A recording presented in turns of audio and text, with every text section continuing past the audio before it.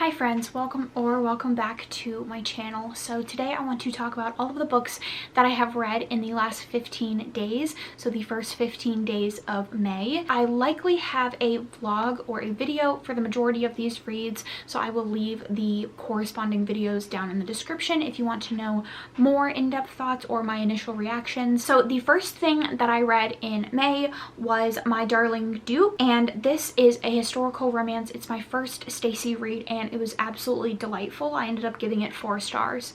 So this is about Catherine, who goes by Kitty, and her and all of her friends who are part of this group of wallflowers decide that they are going to be the sinful wallflowers. They are going to, you know, be adventurous and kind of get what they want. So she decides that she is going to pretend to be engaged to this duke, who is this reclusive duke who hasn't been out in society in a long time. So she kind of anticipates that he won't see any of the scandal pages or the society pages, and that she'll just be able to go along with this lie, and that this will give her the notoriety and the other suitors to come in. But this all goes wrong when he finds out that she has done this, but rather than be mad, he is incredibly intrigued by her. And the hero actually was involved in an accident that left him very badly scarred. He requires a walking aid, and sometimes he sits in a wheelchair if he is unable to walk. And this has left him feeling a little bereft, a little ostracized from society. And so when he finds out that Kitty has kind of started this lie about them getting engaged, he shows up and tells her that they will be going to some social events to kind of bolster this lie. But in addition to that, she has to come to his country home for a couple of months in order to kind of entertain him, because he finds her as a very entertaining woman. And this starts their romance. It is very, very sweet. There is also a lot of angst around the insecurities that the hero has with his scarring and the way that he kind of has to live, and it's just beautiful to see them working through those together, and that the way that the heroine is able to help him see the good in himself. So I absolutely loved it. It was a 4 star. So then I started my read of the Fallaway series by Penelope Douglas. If you did not know, I think this is one of their first series. So the first book in the series is Bully, and this is a high school bully, and it follows 2 childhood friends. The heroine ends up going away for a year, and when she comes back, she finds that the hero is not at all how she remembered him, how their friendship was. They end up having this very antagonistic relationship. I ended up giving this 2 stars. This was definitely not Penelope Douglas's strongest book. This was my second time reading this, and I actually disliked it more the second time around. I found the heroine to be very, very selfish, and overall the story was just boring. As much as I love a good bully romance, I find that this one is just one of those that's like stereotypical and a little bit boring. But on the flip side of that, I ended up reading Until You, which is the same book but from the hero's point of view, and it has a lot more plot points than Bully did. So the hero has a lot more going on. He was raised by his single mother, and then one year he gets a call from his dad asking for him to stay a couple of summers or a couple of months during the summer with him, and he goes there to discover that he has a brother who is being abused by his father and some of his father's friends. And this kind of starts this journey of trauma with Jared, the hero, and it brings a lot of plot and things overarching in the series to come that I feel like were missing in the first one. My overall opinion of this series as a whole is that I think Penelope didn't know that they were going to be getting more books in the series, or they didn't know what direction they wanted the series to go, and the first one very much feels like that. I said in my vlog, and I kind of stand by, if you are interested in starting the series, I would say you could start with Until You. Technically it's 1.5, but I think that it has the exact same plot as the first one, but also more. So then I read Rival, which is the second book in the series, and this is a stepbrother, and this follows Maddox, Jared's best friend, and Fallon, who was his stepsister, and they've now come back. She's now come back after being at boarding school, and they have a very antagonistic relationship. Fallon is very like to herself, very introverted, and Maddox is like the carefree life of the party, but he holds a lot of resentment towards her because he feels like her mom took over his family, and they had a previous relationship that we don't really know much about until, you know, the story goes on before she left for boarding school.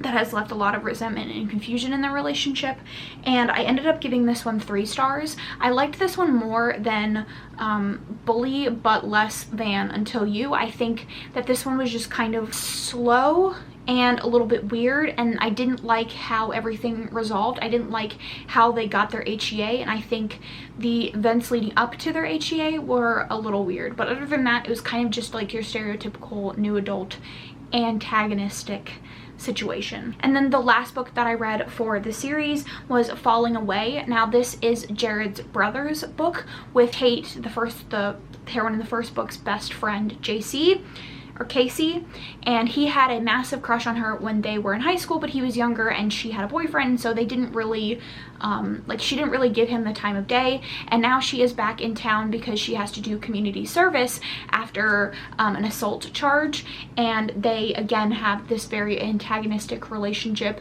The hero thinks that she is fake, and the heroine thinks that he is just kind of obsessed with her, and she has never really allowed her to she's never really allowed herself to view him as more because she has to maintain this perfect image. I gave this one 4 stars. I really enjoyed this one. I think the plot progression, the characters, everything about this book was way better than the other books in the series, but the ending again was not my favorite. It had this very like after school special feeling, and I just was not the biggest fan of it, so I ended up landing on a 4 star. And then I ended up reading Falls Boys. This is the first book in the Hellbent series, which is a spin-off of the Fall Away series. I gave this one 4 stars. So this is about Hawk, who is child of Jackson, who is Jared's brother, and Arrow, who is like a wrong side of the tracks girl. So this is a good guy, bad girl romance. And in the beginning of the book, Arrow is running drugs for a gang in her area. She lives in Weston, which is like a town outside of where Fall Away takes place, and she is running drugs to kind of support her family because she knows that the only other alternative is if she were to sell herself. So in the beginning of the book, one of the people that she's like really close with, that she considers a brother, tells her if she doesn't get the money that they want her to get, that she will have to start selling herself. So she goes on this trip around town and she ends up getting robbed, and so she goes into Falls Town, which is, they call it Falls Town, to pay up on some debts that some of the Fall Away kids owe her. And she runs into Hawk, who is Jackson's son, and Maddox and Jared's children. It involves a fight, and then she ends up robbing Hawk and breaking into their house. When Hawk discovers that he has been robbed, he ends up getting entrenched in this crime that takes place, that Arrow does, and they have to end up going on the run from the gang in Weston, but also from the cops. I think this was absolutely delightful. This felt very reminiscent of old Penelope Douglas, Punk 57, the Devil's Night series, where it's not so much loaded down. It's about plot, but it's also about the romance itself. And I think that Hawk was a very different hero than we usually see from Penelope. He was a virgin hero, and he had this hang up, if you will, about his feelings around sex and around relationships. Everyone in his life, his fathers, his friends, are very much sex centric. They're always getting with women. That was a huge part of the Fall Away series, is like all of the men just sleep around. And Hawk doesn't feel that way. He very much wants to be with someone that he loves and someone that he can see a future with.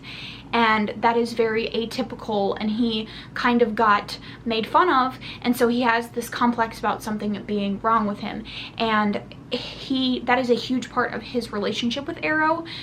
They originally start out with like a friends with benefits situation, and she helps him work through some of that, those hangups that he has, and I think he was probably my second favorite pen hero. Arrow is seemingly very dumb, but she's very, very overprotective, and everything she does has a reason. And I'm very interested to see where this story goes. There was a lot of plot elements introduced.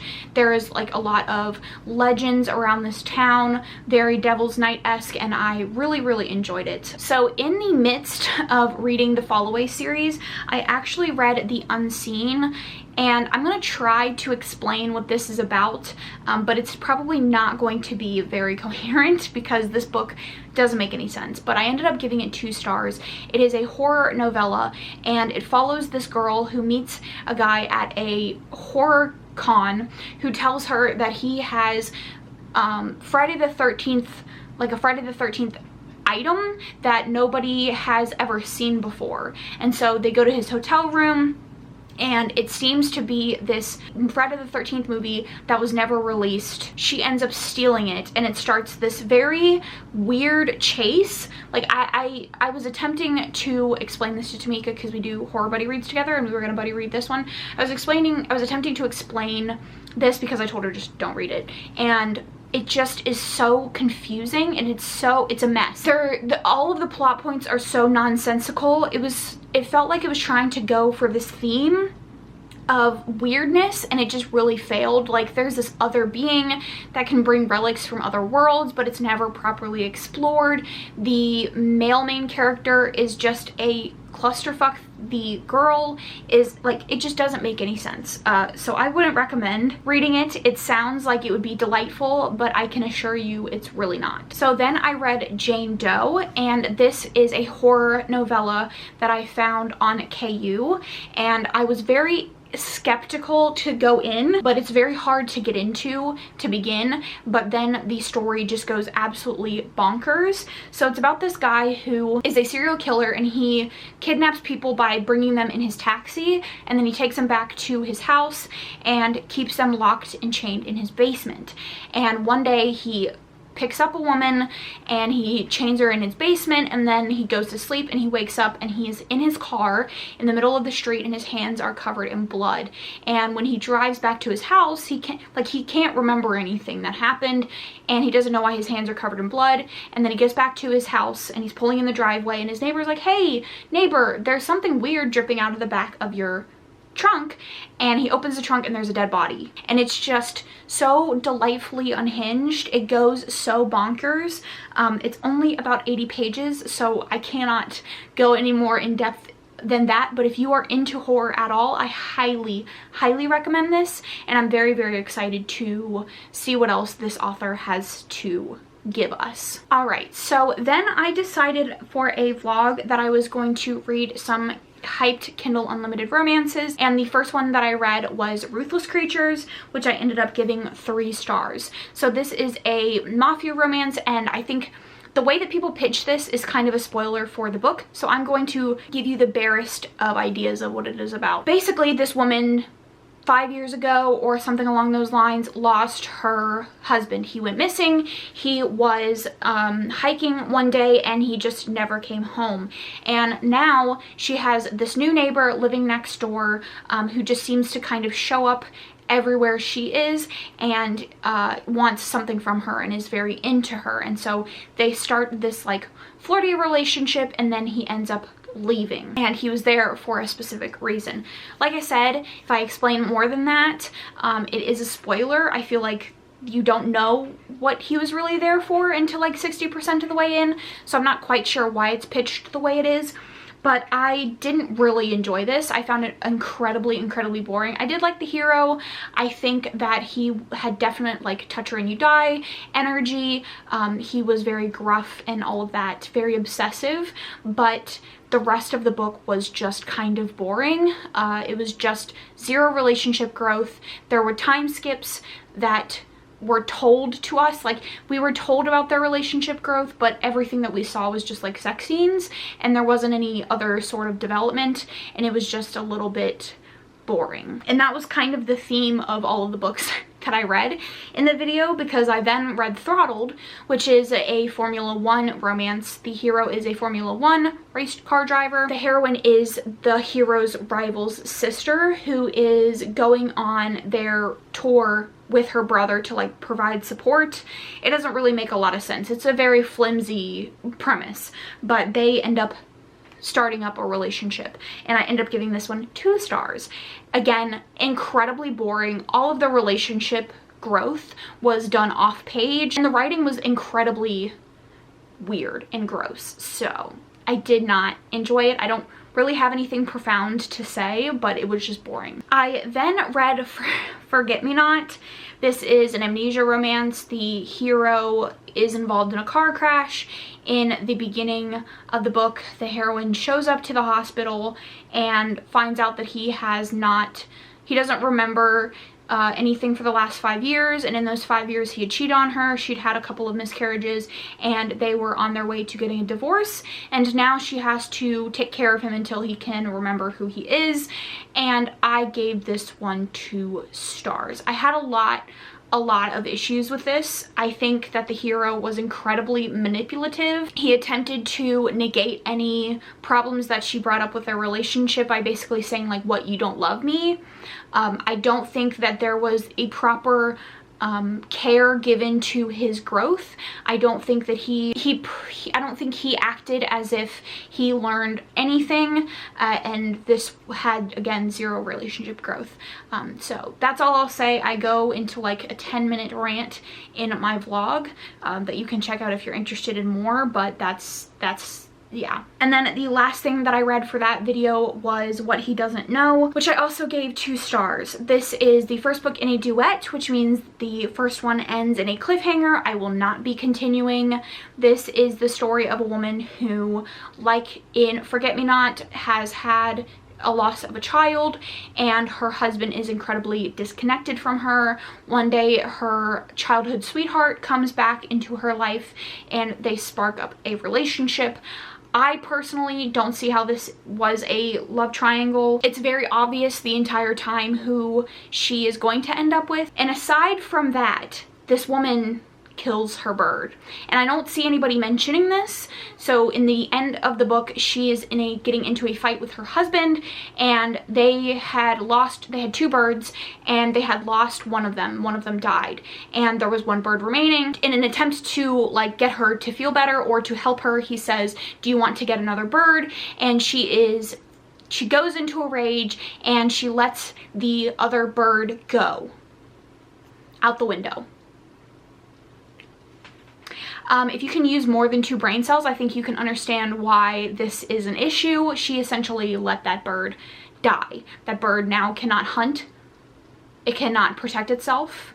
It is now introducing diseases into an environment that it shouldn't be in. It is now changing the entire ecosystem of the area it is now in. And I don't get it. I don't know why this was introduced. It pissed me off, and I already read spoiler reviews for the second one. I have no interest in continuing, and it just is disgusting. So then I read Little Dancer by Brianna Hale, and you can check out the live show if you want my full in-depth thoughts, but I gave this 3 out of 5 stars. Again, boring. Like, there isn't really much here. It is DDLG, and the heroine is a dancer, and the hero is the theater owner, and it just is like nothing happens. Nothing. So then I closed out the first half of the month by reading some manga, so let's talk about that. So the first manga that I read was Aijin. So this is about a boy who is in high school, I think, and one day he gets hit by a semi in front of all of his friends, and he finds out that he is a demi-human. And in this world, demi-humans are experimented on. They were found about 17 years ago, but we don't really know how long they've actually been around. And there's a huge bounty on you and on anybody who finds a demi-human. There's only like 47 of them in the world, and they are immortal, and they don't really know like much else about them, or at least we're not told much else about them. The main character gets hit by a semi. He discovers that he is a demi-human and he has to go on the run to escape people that are trying to bring him in for a bounty. And we follow him in addition to a couple other points of view of people who are like in organizations, in government organizations that are experimenting on demi-humans. And we are also just following points of view of people that are kind of unclear. We don't really know what their motives are. I ended up giving this first volume 3 stars. I think it was a very interesting start to the series. I didn't really have much basis of what this was about prior to, and I think that this was a good introduction. I then read The Flowers of Evil, which I gave 4 out of 5 stars. This is about a boy who has this huge crush on a girl when he's in like middle school, and one day he has to go back to their classroom after class is let out because he left his book in the classroom, and he finds the gym bag of the girl that he has a huge crush on. And it sounds like he picks the bag up and he is like pulling the clothes out to see who it belongs to, and he hears someone coming down the hall, and he is afraid that they're gonna see him and think that he's like being creepy. So he shoves the clothes up his shirt and he runs out, and he runs into this girl in his class that nobody likes, and she says, "I saw you taking her gym clothes, and if you don't want me to tell everybody that you're a pervert, then you're gonna do whatever I say." And it's just creepy and unsettling enough to be very, very interesting. There isn't necessarily any horror elements so far, but this author has written 2 other horror mangas, Happiness and Blood on the Tracks, which is like a psychological horror, and I'm very, very intrigued to see how it goes. So then I read Senkura, which I gave 3 out of 5 stars. This is like a zombie story. In the beginning, this guy, he's always been obsessed with zombie movies, and he finds this book that has like potions in it, and there's supposed to be like this reanimation potion. And then his cat dies, and he decides that he's going to make this potion to reanimate his cat, and he gets found by this girl who is just like poking around the area that he's in, and she volunteers to help him. And she ends up taking some of the reanimation potion. She attempts to kill herself. The reanimation potion keeps her alive, and then she comes back as a zombie, and it was okay. It was very weird. There was a lot of very weird elements to it. There was a lot of like cousin crushes and like family trauma and things like that that just were so oddly placed and weirdly done. I think I will continue if I need something that's like not light but kind of light. Like, it was just odd. It was an odd. And then I read Creature. This is about a kid who is at basketball practice, and there is like this earthquake, and from this earthquake these giant monsters come, killing people en masse. They're destroying the city, and the main character in this group of people have to like find refuge. I gave this 3 stars as well. I definitely won't be continuing. This is not the sort of story that interests me. I don't find like doomsday stuff interesting. I need something more that's not horrific to me. The art style was good, so if the story interests you at all, I would definitely say pick it up, but it's just not something that is going to keep my attention. So then I read volume 1 and 2 of Parasite. This is a reread for me. Really enjoy Parasite. It's basically, in the first volume, the main character wakes up and he has this bug that is attempting to crawl into his brain by his hand, and so he wraps this cord around his arm, and this bug ends up getting stuck in his hand, and he finds out that the bug is an alien, and it's part of like this en masse attack of aliens who are trying to take over humans and take their brains. And the first volume I think is pretty fun, and then the second volume is definitely where it starts to get dark. Migi, who is the alien in his hand, is kind of funny, and he's very much like an alien. Like, he's not, he just says random things, very blunt, and the hero is like just trying to like live his life, and he has this alien that's just like telling him stuff. Like he keeps mentioning, oh, I know you want to mate with that girl, like stuff like that. And then the second one is really where the story gets pretty dark. I gave both of them 4 stars. I really liked the story, and I'll probably be continuing the manga at some point. And then the last 2 things that I read in the beginning of the month is Blood on the Tracks Volume 1 and 2. This is by the same author that wrote Flowers of Evil, and I absolutely loved this. I gave Volume 1 5 stars. I gave Volume 2 4 stars. I don't want to tell you too much because I think that it's just really unhinged, and I want you to experience that yourself. But it's basically about this boy who has a toxic relationship with his mother, and that's all I'll say. It's very slow building. It's very much an apprehension and a feeling of being unsettled, and then the reveals happen at the end, and it's just I loved it. The whole thing is fantastic, and I 100% will be continuing. But those are all of the things that I read in the first half of May. The angle is different, I apologize. My SD card filled up. But let me know down in the comments your favorite read of May. If you don't have anything to say, leave a book emoji down in the comments. Other than that, thanks so much for watching, and I will catch you guys in my next one.